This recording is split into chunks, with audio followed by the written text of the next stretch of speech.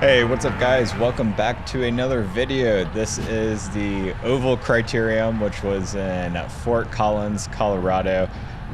Freezing cold weather again, of course. We're all bundled up here, and this race was a crash fest. We'll cover a lot of different things in this video, but we'll kind of look into how some of these crashes happened, but also kind of my race strategy coming into this, and how the whole race played out. So kind of from the start, my main goal was to watch this guy in the Rafa kit with the yellow helmet. If you had watched the previous crit video that I had made, you'll know that this is the guy that just rolled off the front and stayed away the whole race, and I was not going to let that happen again. You can kind of see there's another guy up the road, and he's going to kind of bridge up here, and there's a pretty sizable gap behind me, and so I'm just going to follow his wheel. I'm not going to rotate turns with him or anything like that. I'm just purely keeping an eye on him and going to just hang in his draft.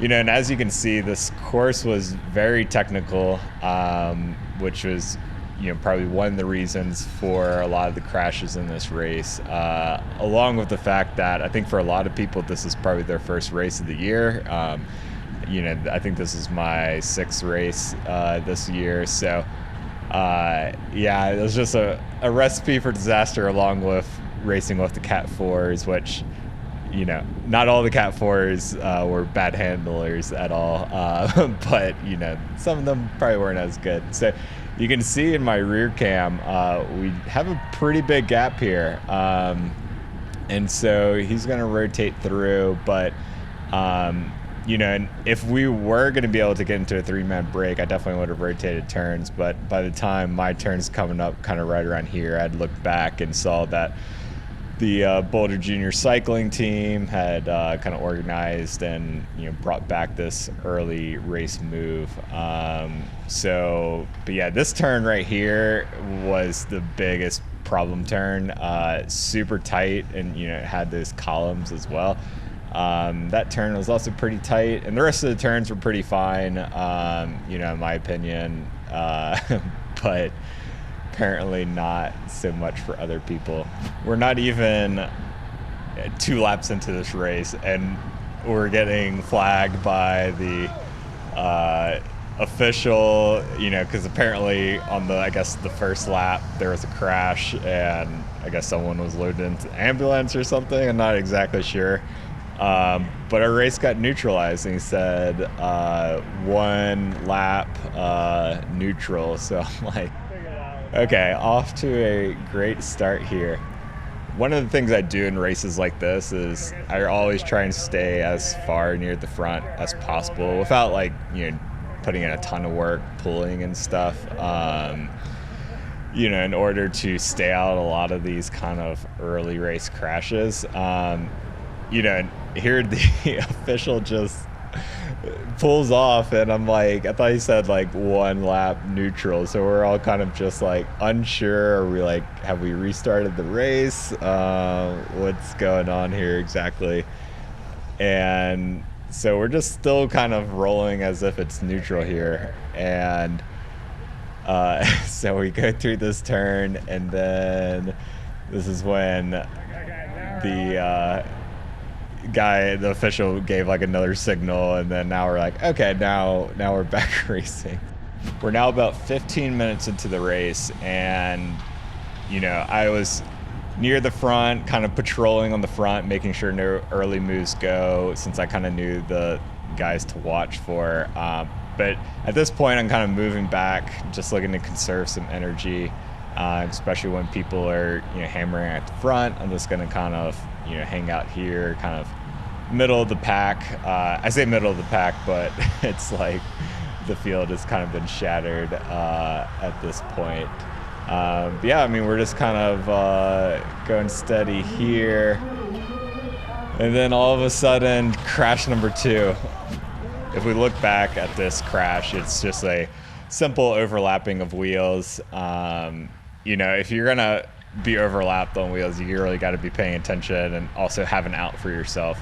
But yeah, I mean, hopefully everyone's okay from that crash. And then another sketchy turn right there. And at this point, people are pretty pissed because 2 crashes within about 15 minutes of the start of the race is, you know, the sign that this is going to be a sketchy race probably all the way through.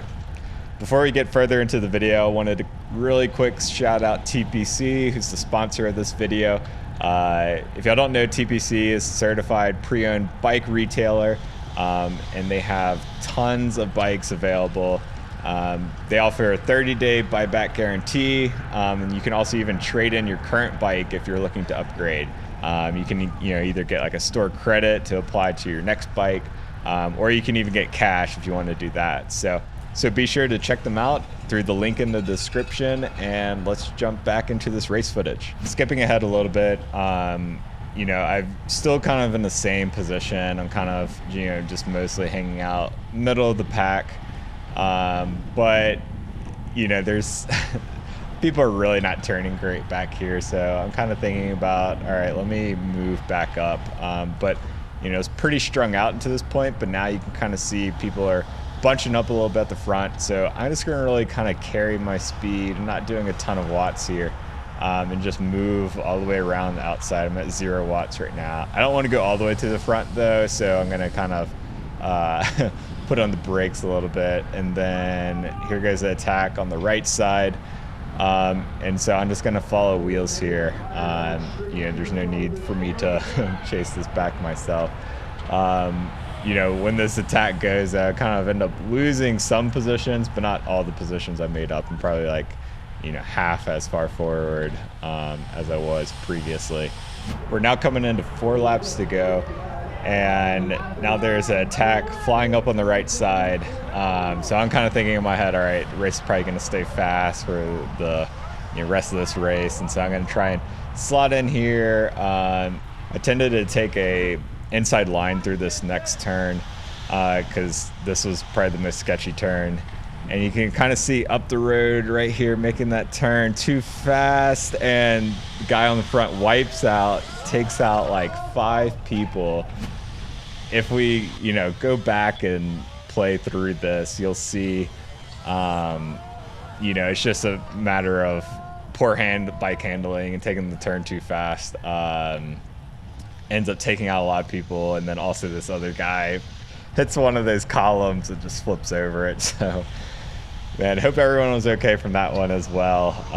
Definitely not what you like to see. We now have just over 2 laps to go, and I'm sitting really good here. I'm about 10th wheel. This is kind of exactly where I want to be. I don't want to be, too far forward. And I'm just kind of hoping also that this race just stays fast and safe the rest of the race. Normally when races are kept fast and kind of strung out, people tend to not crash. But so yeah, we're now coming into 2 laps to go, and I really have my heart rate under control. I'm 165 beats per minute.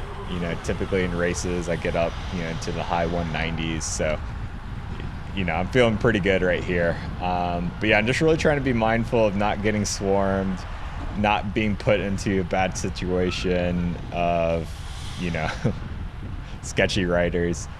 And, that's one of the other key things is in races like this, you got to really know which wheels to follow, which kind of people to surround yourself with. If you race enough, you'll kind of learn, okay, this guy knows how to handle his bike, this guy maybe not so much, and that can really help kind of keep you safe. For example, like this Ardor rider in front of me, I know he's can handle his bike well, and so he takes turns well and things like that. So I feel pretty good being behind him. We're coming in, we have about 1.5 laps left, and so I'm just really going to kind of keep following his wheel right here. Still don't want to move up any further than I am right now, because that's just kind of unneeded effort, and then also you don't want to get swarmed if you're kind of too far forward. That can also happen. But this is also where it's getting really close to where, you know, those late last lap flyers go, and that's typically when the pace is going to pick up. So I'm going to try and, you know, be aware of that. And sure enough, this Boulder Junior cycling rider goes. I'm going to try and get on his wheel. The guy to my right of me also has the same idea, so I'm going to try and stick on them. And then the CSU rider, he's on the inside. He's interested in closing that gap, so I'm not going to put out more effort to try and get in front of him. I'm just going to kind of slot right behind him. And yeah, we're now hitting 1 lap to go. So, and these are really quick laps. So, but I'm sitting perfect right here. I think 5th wheel.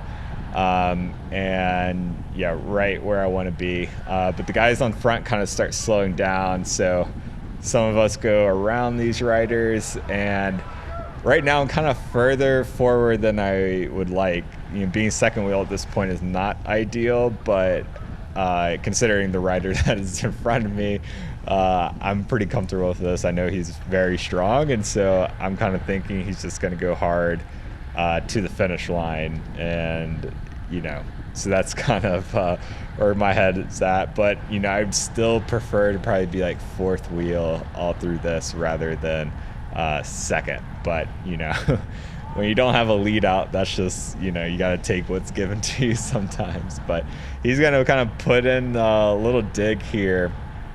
And yeah, I'm just kind of sticking on his wheel as best as I can. But you can kind of see we're starting to gap the guys behind us. We both take that turn really well. But I can kind of see he's getting a little bit tired. He's looking back. And I'm like, all right, this isn't ideal. You know, you want the speed to be increasing, but, you know, we're 500 meters to go and we're still pretty far away. And I'm like, ooh, man, I can't really continue to stick here. So I'm just going to start my sprint early, but I'm not spiking up the watch really high. I don't even hit 1,000, hit like the high 900s because we're going from long. we gotta pace ourselves here. Yeah, so I'm just like putting in as big an effort as I can. We're at 35 miles per hour here. But you can kind of see, you know, 100 meters to go, and I gave the perfect lead out to the guy that ended up winning. And also the guy that, you know, I was following for a lot of the race. They were able to come around me, but super happy with the podium. First Cat 3 podium, so that was pretty awesome. Looking back at the last 500 meters, I feel like I kind of did what I could with the cards that I was dealt, starting the sprint early. You know, I figured if I went into this final sweeping turn first, I would at least guarantee a podium. You know, maybe I'd have the possibility to win. Obviously, I didn't end up winning, but, you know, being able to guarantee that podium, you know, because on a turn like that, it's going to be really hard for people to come around and kind of, you know, being super strung out. So thanks so much for watching. If you like these videos, definitely subscribe and like the video. It really helps grow the channel. And I have a lot of footage from Tour of the Gila that I did recently coming up. We'll be kind of covering each stage other than the time trial because that's boring and also terrible. So, but yeah, so definitely stick around for that, and I'll catch you on the next one.